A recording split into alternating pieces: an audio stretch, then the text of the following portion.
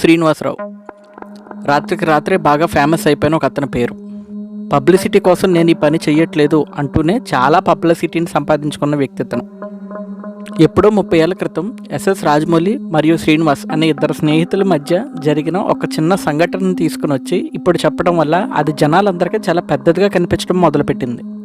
ఇప్పటి వరకు ఎటువంటి ఫ్లాపు లేని, ఇప్పటి వరకు ఎటువంటి రిమార్కు లేని ఇండియాస్ బిగ్గెస్ట్ డైరెక్టర్ అనే రాజమౌళి గారి మీద సడన్గా ఈ అలిగేషన్ వచ్చేటప్పటికి జనాలందరూ చాలా క్యూరియస్గా మారిపోయారు. విషయం ఏమై ఉండుంటుంది, ఇందులో ఎంతవరకు నిజం ఉండుంటుంది అని చెప్పి జనాలందరూ చాలా ఆతృతగా సెర్చ్ చేయడం మొదలుపెట్టారు ఇంటర్నెట్లో.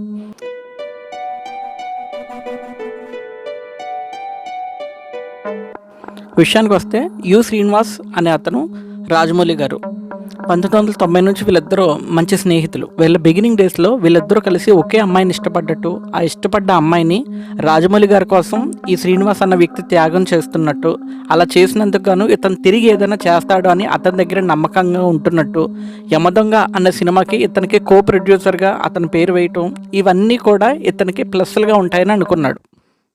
India's number 1 director S S Rajamouli and Rama Rajamouli వల్ల నేను చనిపోతున్నాను, అందుకు సంబంధించి నేను ఇస్తున్న మరణ వాంగ్మూలం. ఆ సంఘటన వల్ల తను ఇంకా మ్యారేజ్ చేసుకోకుండా అలానే ఉండిపోయారు. ఇప్పటికీ ఆయనకి 55 ఏళ్ళు. ఆ విషయాలన్నీ జరిగిపోయిన దాదాపు 35 ఏళ్ళ తర్వాత అతను చనిపోవడానికి సిద్ధమయ్యి ఇది నా మరణ వాంగ్మూలం అని చెప్పి ఒక వీడియో తీసుకుని ఒక లెటర్లో కూడా మెన్షన్ చేసి రాజమౌళి గురించి క్లియర్ కట్గా మెన్షన్ చేసి చనిపోతున్నాను అని చెప్పి మీడియాకి ఆ వీడియోని, ఆ లెటర్ని పోస్ట్ చేసి వెళ్ళిపోయారు. ఇప్పుడు జనాలకు శ్రీనివాస్ అంటే ఎవరో తెలీదు, అతను చెప్పేంత వరకు అతని ఫిల్మోగ్రఫీ ఏంటో తెలీదు. రెండోది, ఒక అమ్మాయి గురించి వీళ్ళిద్దరి మధ్య నిజంగానే ఇలాంటి సంభాషణ ఒకటి జరిగిందా ఆ రోజుల్లో అనేది ఎవరికీ తెలియదు. ఆయన ఏమంటాడంటే, నేను ప్రేమించిన వ్యక్తినే రాజమౌళి గారు కూడా ప్రేమించారు, సో నేను సాక్రిఫైస్ చేయాలని చెప్పి అతను అనటం వల్ల కెరీర్ బిగినింగ్లో ఉంది కాబట్టి నాకు వేరే గత్యంతరం లేక నేను సాక్రిఫైస్ చేశాను. అలా సాక్రిఫైస్ చేసిన ఎన్నో ఏళ్ళకే మళ్ళీ యమదొంగ సినిమాలో నాకు అవకాశం ఇచ్చారు కో ప్రొడ్యూసర్గా. కానీ ఇన్నేళ్ల తర్వాత అతను లైమ్ లైట్లోకి వచ్చిన తర్వాత తన గురించి, తన పాస్ట్ గురించి, మా మధ్య ఉన్న ఒక లవ్ స్టోరీ గురించి నేను ఎక్కడ నలుగురిలో బయట పెట్టేస్తాను అని చెప్పి భార్యాభర్తలు ఇద్దరు, అంటే రాజమౌళి గారు, మిసెస్ రాజమౌళి, రమ రాజమౌళి గారు ఇద్దరూ కలిసి నన్ను టార్చర్ చేయడం మొదలు పెట్టారు అని చెప్పని అన్నారు. అది ఏ విధమైన టార్చర్, ఎటువంటి టార్చర్, ఎప్పటి వరకు పెట్టారు, ఏ ఏ సందర్భాల్లో పెట్టారు అనేది మెన్షన్ చేయలేదు. సో ఇలా ఎన్నో విధాలుగా టార్చర్ పెట్టడం వల్ల నేను చనిపోవాలని అనుకుంటున్నాను అని చెప్పి ఇది నా మరణ వాంగ్మూలం అని చెప్పి అతను ఆ వీడియోని, ఆ లెటర్ని మీడియాకు పోస్ట్ చేసి మాయమైపోయారు. ఎక్కడున్నారో తెలియదు, ఆయన ఇప్పటికీ బ్రతుకున్నారో లేదో కూడా తెలియదు, అండ్ ఎటువంటి సిచ్యువేషన్లో ఇలా చేయాల్సి వచ్చిందో కూడా తెలియదు. చాలామంది అనుకుంటుంది ఏంటంటే అతని మానసిక పరిస్థితి సరిగ్గా లేదు అని కొంతమంది అంటుంటే, ఇంకొంతమంది ఏమంటారు, నిప్పులేనిదే పొగరాదు కదా, 100% ఉన్న ఈ విషయం ఎక్కడో చోట 10% నిజం ఉంటుంది కదా అని చెప్పని అన్నారు. 55 ఏళ్ళు ఉన్న ఒక వ్యక్తి జీవితంలో అన్నీ అనుభవించేసిన తర్వాత, లేదా అన్నిటినీ కోల్పోయిన తర్వాత, నేను జీవితంలో అన్నిటినీ కోల్పోయాను, జీవితంలో అన్నీ చూసేశాను, నేను పబ్లిసిటీ కోసం ఈ పని చేయట్లేదు, ఇది నా చివరి వాంగ్మూలం, కావాలంటే లై డిటెక్టర్ పెట్టి చెక్ చేసుకోండి అని చెప్పి వెళ్ళిపోయారు.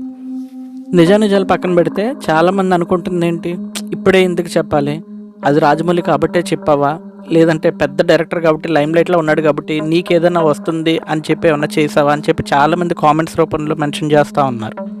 ఇంకొంతమంది ఏమంటారంటే, ఒకవేళ ఇదంతా నిజమే అయినప్పటికీ దాన్ని ఇప్పుడు ఎందుకు చెప్పడం, 55 ఏళ్ళు గడిచిపోయిన తర్వాత ఏం ఆశించి చెప్తున్నారు అని ఇంకొంతమంది అంటున్నారు. దీని గురించి రాజమౌళి గారి దగ్గర నుంచి కానీ, వాళ్ళ కుటుంబ సభ్యుల దగ్గర నుంచి కానీ ఎటువంటి రియాక్షను లేదు. అలాగే శ్రీనివాస్ అన్న వ్యక్తి ఏమయ్యారు, ఆ వీడియో పోస్ట్ చేసిన తర్వాత అతను మళ్ళీ మీడియా ముందుకు రాలేదు, అలా అని చనిపోయారన్న న్యూస్ రాలేదు. సో అతను ఏమైనట్టు, ఇతని దగ్గర నుంచి కూడా సెకండ్ రియాక్షన్ అనేది లేదు. కానీ విషయం బయటకు వచ్చిన తర్వాత అందరికీ ఒకటే ప్రశ్న, ఏమై ఉండొచ్చు. ఒకసారి శ్రీనివాస్ గారి సైడ్ నుంచి చూస్తే, 55 ఏళ్ళు వచ్చేసిన తర్వాత చనిపోయే ముందు నిజం చెప్పి చనిపోదాం, నన్ను ఇన్నేళ్ళు టార్చర్ చేస్తున్నారు కాబట్టి ఈ టార్చర్ను భరించలేక ఉన్న నిజాన్ని చెప్పి చచ్చిపోదాం అని చెప్పి రికార్డ్ చేశారు అనుకుందాం. రెండో సైడు రాజమౌళి గారి సైడ్ నుంచి వస్తే, ఎప్పుడో 30 ఏళ్ల క్రితం ప్రతి ఒక్కరి లైఫ్లో జరుగుతున్నట్టే నా లైఫ్లో కూడా జరిగి ఉండొచ్చు కదా, దాన్ని ఎందుకు ఇంతలా తీసుకురావడం అని అతను అనుకుంటూ ఉండొచ్చు. ఎవరి సైడ్లో వాళ్ళు కరెక్ట్గానే ఉన్నారు. కానీ ఇందులో శ్రీనివాస్ గారు చేసిన కొన్ని ఎలిగేషన్స్లో అస్సలు నమ్మశక్యంగా లేని కొన్ని ఎలిగేషన్స్ ఏంటంటే, ఇండియాస్ నంబర్ 1 డైరెక్టర్గా ఉన్న రాజమౌళి గారు క్షుద్ర పూజలు చేస్తారని, చాలామంది కెరీర్ని డౌన్ చేయడానికి అతను ప్రయత్నిస్తున్నారని, ఆ క్షుద్ర పూజల ద్వారా వాళ్ళని డౌన్ చేయడానికి ట్రై చేస్తున్నారని, ఎదటోళ్ళు గెలవటం అతను ఓర్చుకోలేరని, ఇలా చాలా విషయాల్ని ఆ లెటర్లో మెన్షన్ చేయడం జరిగింది. అన్ని హిట్ సినిమాలు తీసిన వ్యక్తిని, అంత పెద్ద స్థాయిలో ఉన్న వ్యక్తిని సడన్గా క్షుద్ర పూజలు, మోసం చేయటాలు, టార్చర్ చేయటాలు, ఇన్ని మాటలు అనేసరికి జనాలకి అవి నమ్మశక్యంగా లేకుండా ఉన్నాయి.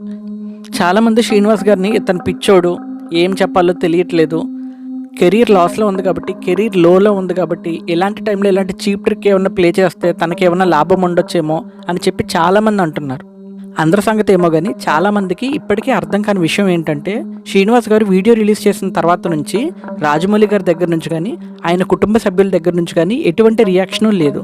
అలాగే వీడియో రిలీజ్ చేసిన తర్వాత శ్రీనివాస్ గారు ఏమైపోయారు అనే దాని గురించి ఎటువంటి అప్డేటు లేదు. స్ట్రేంజ్గా ఉంది కదా.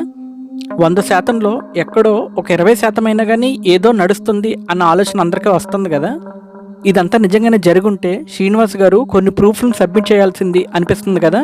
వీడియోలో శ్రీనివాస్ మరియు రాజమౌళి ఎంత మంచి స్నేహితులో, వీళ్ళని అడగండి అంటూ కొంతమంది పేర్లు మెన్షన్ చేశారు. ఆ పేర్లు మెన్షన్ చేసిన వాళ్ళైనా బయటకు వచ్చి మాట్లాడితే బాగుండు అనిపిస్తుంది కదా. ఎవరికి ఏమనిపించినా వాస్తవానికి చాలా దగ్గరగా ఉన్న ఒపీనియన్ ఏంటంటే, 55 ఏళ్ళు ఉన్న ఒక వ్యక్తి కెరీర్లో ఫెయిల్ అయ్యి పూర్తి డిప్రెషన్లోకి వెళ్ళిపోయి ఏమీ చేయలేని సిచ్యువేషన్లో నిరుత్సాహంతో మాట్లాడిన మాటలుగా ఉన్నాయి ఇవి. మీరేమనుకుంటున్నారు? నిజంగానే శ్రీనివాస్ గారికి రాజమౌళి గారు అన్యాయం చేశారని అనుకుంటున్నారా? వీళ్ళిద్దరి మధ్య జరుగుతున్న ఈ ట్రయాంగిల్ లవ్ స్టోరీ నిజమే అనుకుంటున్నారా? నాకైతే మొత్తం కాకపోయినా ఇందులో ఎంతో కొంత నిజం దాగుందనే అనిపిస్తుంది. Maybe I was wrong, but ఎక్కడో ఆ ఫీలింగ్ ఉంటుంది కదా, ఏదో జరిగింది, ఏదో ఉంది అని. అలానే నాకు ఉంది. సో మీకేమనిపిస్తుంది అనేది కామెంట్ చేయండి. This is Jay signing off from నౌడు టాక్స్. Thank you.